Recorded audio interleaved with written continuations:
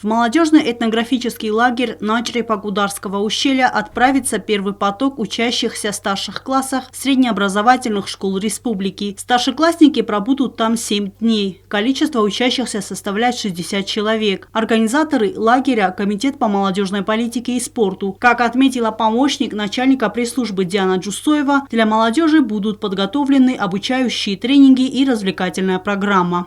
Мы въезжаем в населенный пункт Начрепа Джавского района, отвозим с нами детей от 14 до 17 лет в первом потоке в этом. Едем на палаточный лагерь, этнолагерь.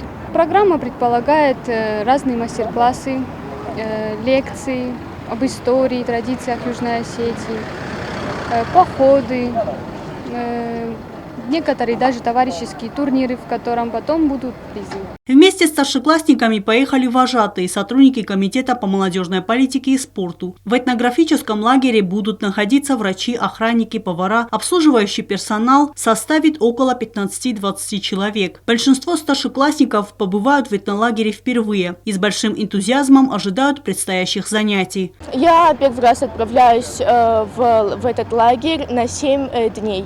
Нас там будут обучать остинской культуре, а также мне очень интересно, что мы будем находиться в общении со сверстниками, и я собираюсь хорошо отдохнуть эту неделю. В следующую неделю этнолагерь Начрепа примет уже студентов-первокурсников. Эльвира Дебелова, Арсен Гасев, Оксана Татаева. Информационный выпуск сегодня.